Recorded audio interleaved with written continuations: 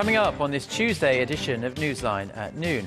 After days of searching, the ruling and main opposition parties conclude the National Archives doesn't have the original transcript of the 2007 Inter-Korean Summit.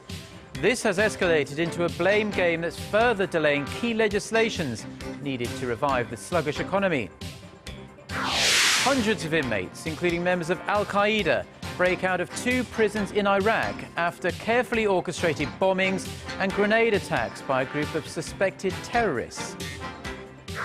Plus, for the first time in more than 2 years, the operator of Japan's Fukushima nuclear power plant admits radioactive water from the earthquake-crippled facility is leaking into the Pacific Ocean. These stories and more on Newsline at noon.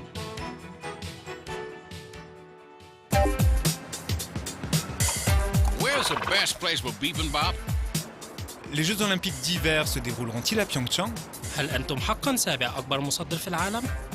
この歌手は誰ですか？你好，最近哪部电视剧的人气最旺？ Korea is attracting interest from around the world. The more you know, the more you want to know. Dynamic Korea.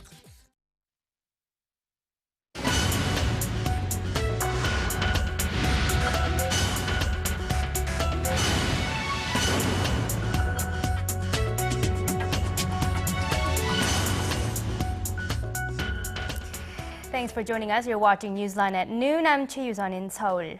Very good to have you with us. I'm Mark Broom. Now, after concluding that the original transcript of the 2007 Inter-Korean Summit does not exist at the National Archives of Korea, South Korea's rival political parties are locking horns over what the next step should be.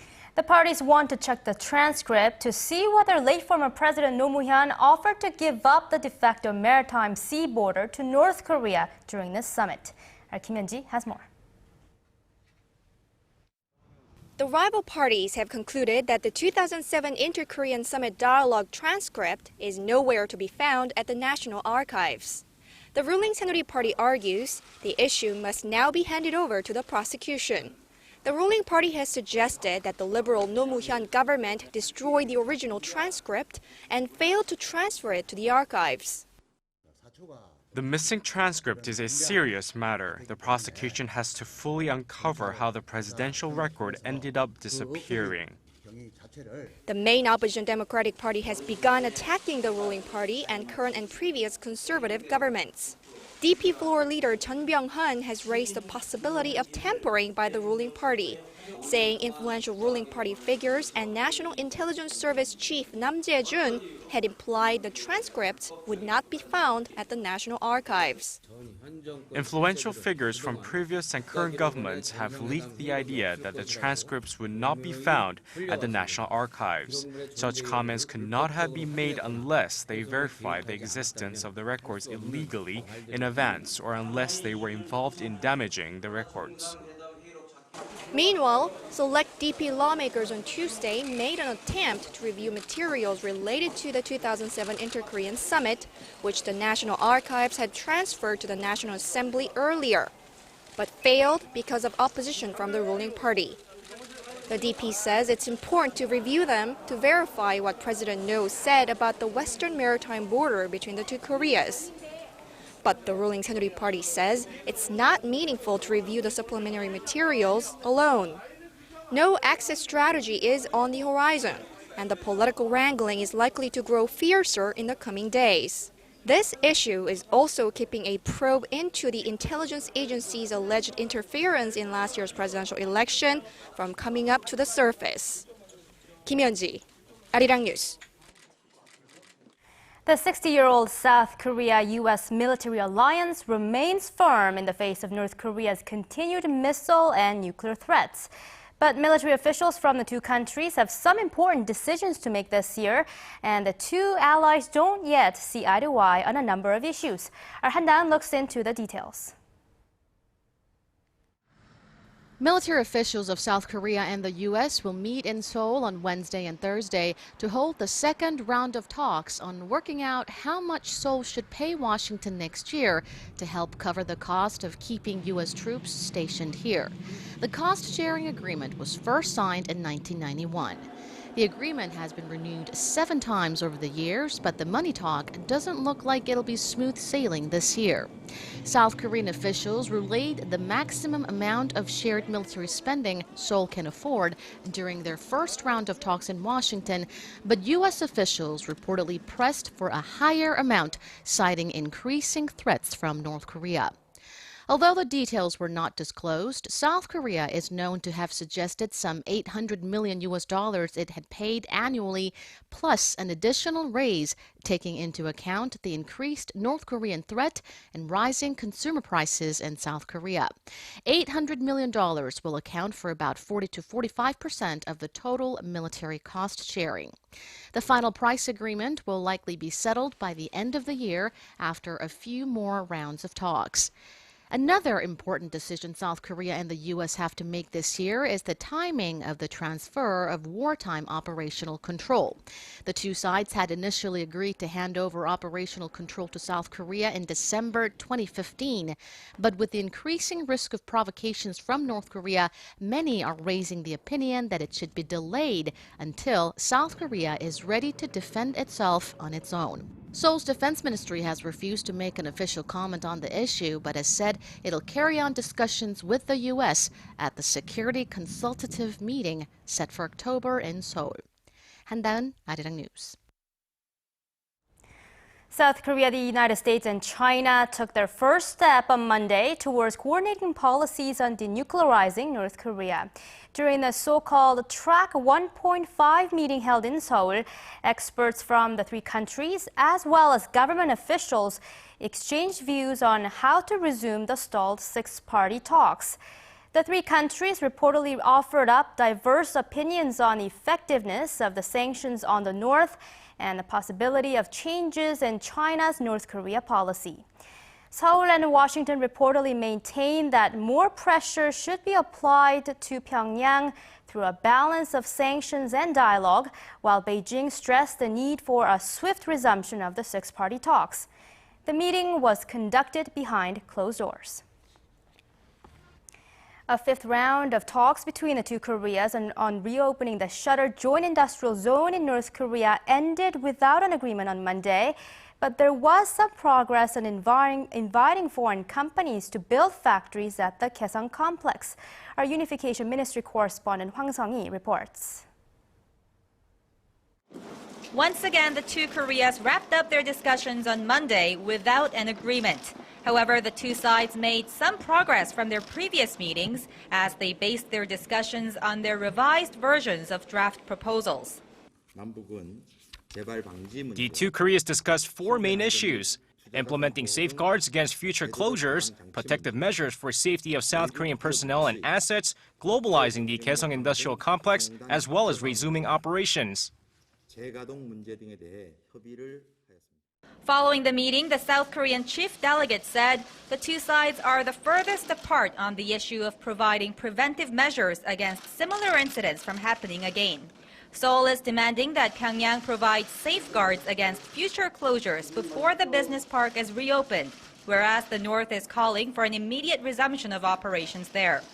The South Korean official said Seoul made it clear that factories at the border town will not start running again until the North promises that such a unilateral shutdown will never take place again. However, the two Koreas did edge closer on the issue of inviting foreign companies to build factories in Kaesong. I can't say that North Korea shared the same view as the South on Seoul's proposal for globalizing the Kaesong industrial complex, but it reacted positively to the idea. Operations at the factory zone have been suspended for 3 months since the North unilaterally pulled out all North Korean workers amid an escalation of inter-Korean tensions. The South Korean chief delegate said that the two sides reaffirmed their respective positions during Monday's talks. The two Koreas will continue their efforts toward normalizing the joint business park at their 6th round of negotiations scheduled to take place on Thursday in Kaesong. Hwang Sung-hee, Arirang News. Korea's plastic card spending is slowing as consumers feel the pinch of the protracted economic slump. The nation's plastic card spending, which includes purchases using credit, debit and other types of cards, posted its slowest quarterly growth in the second quarter of this year. Hwang Jie has the details. More and more consumers in Korea seem to be reining in their spending because of the prolonged economic slowdown. According to the Credit Finance Association on Tuesday, purchases made with plastic cards stood at around 136 trillion won, or roughly $120 billion in the second quarter this year, up a mere 4% from the same period a year earlier.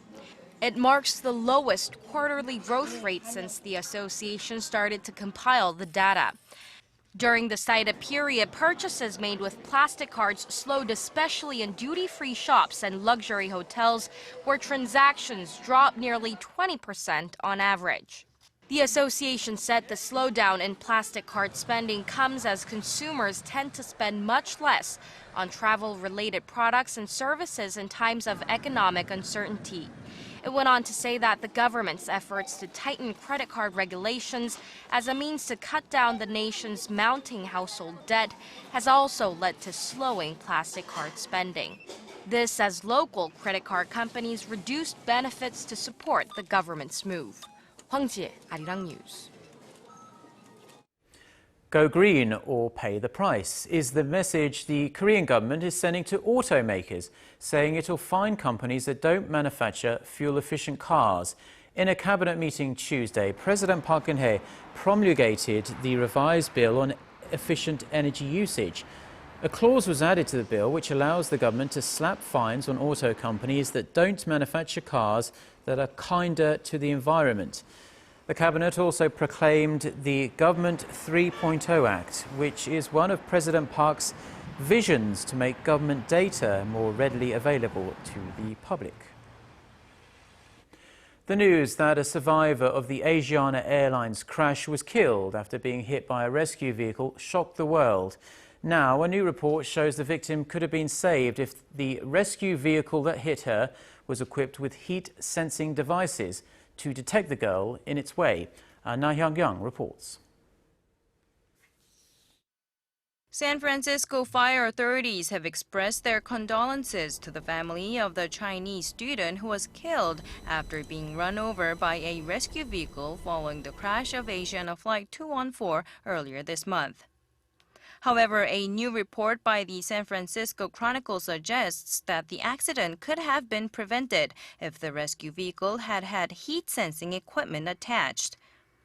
The equipment measures the heat given off by objects on the ground that are invisible due to fog or smoke. The student, Ye Meng-wen, had survived the crash and was covered in fire-retardant foam when the rescue vehicle hit her. The San Francisco fire authorities confirmed on Sunday that some of the rescue vehicles dispatched to the crash site did not have heat-sensing equipment, which is required for all rescue vehicles by the Federal Aviation Administration. They, however, added it is unclear whether the technology could have saved the girl's life, but aviation experts say the heat-sensing equipment could have been crucial in saving the victim. Na Hyun-kyung, Arirang News.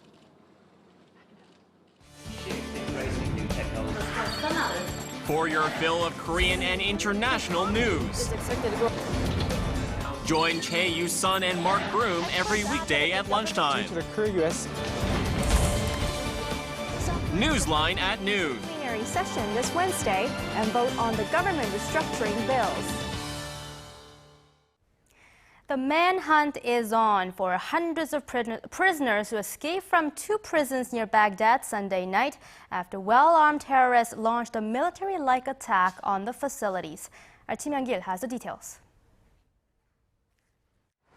Hundreds of terrorists, including senior al-Qaeda members, have busted out of two of Iraq's most notorious prisons near the capital, Baghdad. A senior member of Iraq's parliament said Monday that at least 500 prisoners escaped from Abu Ghraib and Taji prisons as a result of the coordinated attack. Officials say 56 people were killed, 26 members of the security forces, 20 inmates, and 10 attackers. Suicide bombers drove cars packed with explosives into the gates of the prisons, while gunmen attacked guards with mortars and grenades. The situation was eventually brought under control on Monday, according to Iraqi authorities.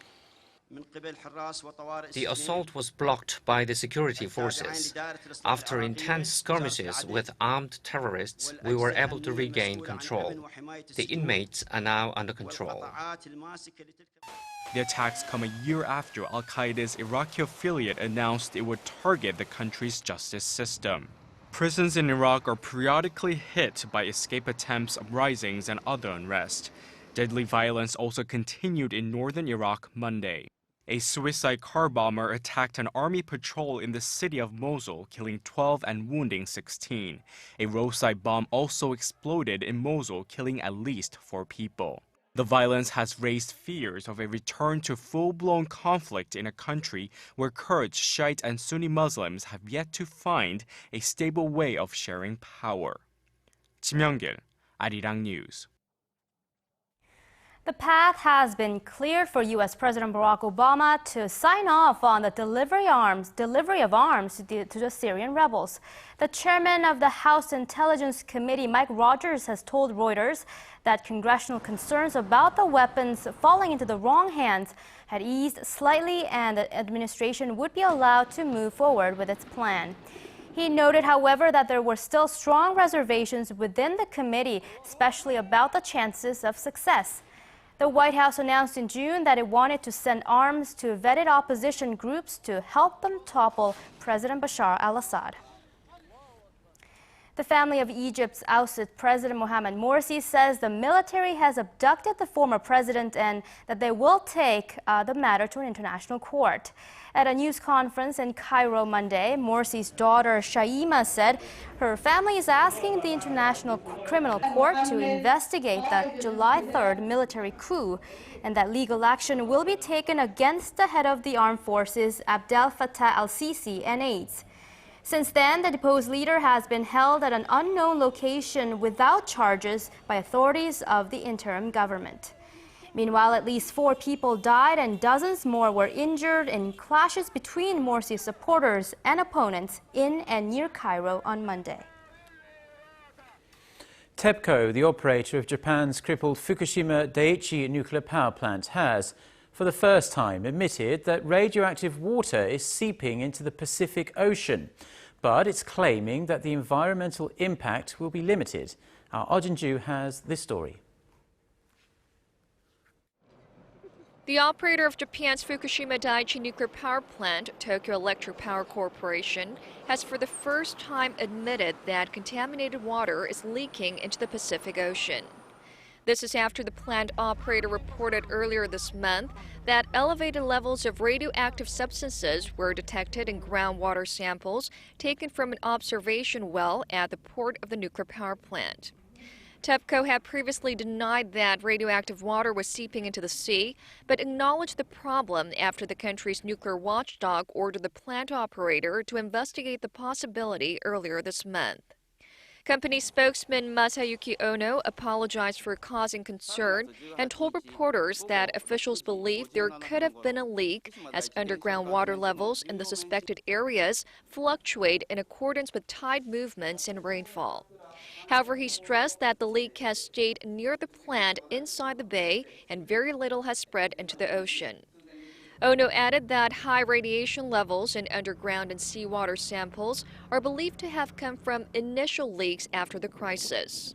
The Japanese media reported Monday that TEPCO is currently taking measures to solidify the underground structure along the coastline to prevent further leaks. Meanwhile, TEPCO has also admitted that the number of plant workers facing an increased risk of thyroid cancer because of exposure to dangerous levels of radiation is 11 times higher than the figure it reported to the World Health Organization last year. Oh Jin-soo, Arirang News. Pope Francis was mobbed by well-wishers Monday as he arrived in Brazil for his first overseas trip since becoming pontiff. After meeting with President Dilma Rousseff, Francis proceeded by motorcade to Rio de Janeiro's city centre. But his car was swarmed by thousands of Catholics after the driver took a wrong turn. Bodyguards were eventually able to push the crowd back far enough for the car to pass. Pope Francis is in Brazil, home to the world's largest Catholic population, for a week-long gathering of young faithful. Meanwhile, Brazilian police say a small explosive device was found in a bathroom near a religious site Francis will visit. It's unclear whether it's related to the Pope's visit, but the military says the bomb was a homemade device with little potential to kill. It's a boy. Britain is celebrating as the Duchess of Cambridge has given birth to a baby boy and the future King of England. Kensington Palace announced on Monday that the royal baby boy was born at 4:24 p.m. GMT at St Mary's Hospital in West London, weighing 3.8 kilograms. Palace officials say William, the Duke of Cambridge, was by his wife's side as she gave birth. Sticking with royal tradition, news of the birth was displayed on an ornate easel in the forecourt of Buckingham Palace, where thousands of well-wishers gathered. Kensington Palace says the Queen, the Duke of Edinburgh, the Prince of Wales, Prince Harry and members of both families are all naturally delighted. The royal baby is third in line to the British throne, but no word yet on the baby's name. Well, let's now get an update on the weather with our weathercaster Lee Ji-yeon standing by at the Weather Center. Good afternoon, Ji-yeon. Well, good afternoon, guys. Well, today is Jungbo, which is the second hottest day of summer here in Korea, according to the lunar calendar, and it's also Daeseol today. That's very interesting. I know, of course, it is very hot, and I've heard of Jungbok before, but I'm not really over familiar with Daeseol. What is it exactly? Me neither. Well, okay, Daeseol is one of 24 Chinese solar terms, and it's the time of year when we get the most sunlight and the highest temperature of the year. But Jungbok and Daeseol usually come after the monsoon season, right, Ji-yeon? Well, I guess it's not the case this year. Well, Yusan, you're absolutely right on that. But that's only for those of us here in the central region. The southern provinces are having muggy conditions with high temperatures and chances of sporadic shower. But up here, the monsoon rain has been dumping heavy rains on parts of Gyeonggi and Gangwon province this morning. Now the rain is taking a short break at the moment, but it could resume again at any time. Here in Seoul, it is raining as well, but not as hard as yesterday, and it should ease off as we go into the later afternoon. Now the concern is that more rain will come. About 150 millimeters is expected in the central region into tomorrow. Now speaking of tomorrow, the monsoon front will be heading into the south, so most parts of the nation will have rain starting early in the morning, but they should taper off towards the middle of the day. Now the central region can expect the rise in temperatures, and the southern provinces will have lower daytime highs.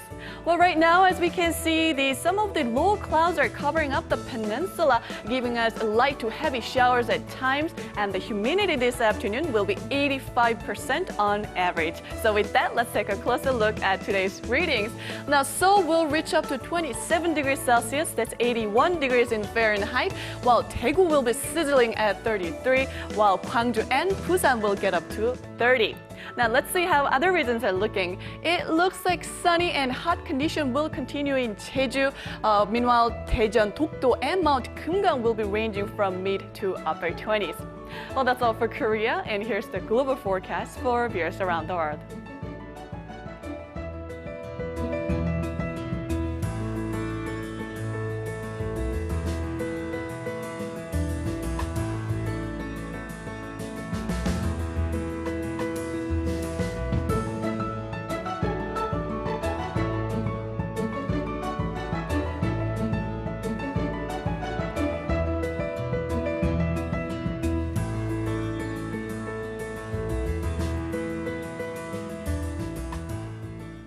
Well, that's all for me today. Don't forget to have a bowl of samgyetang and have a great rest of the day.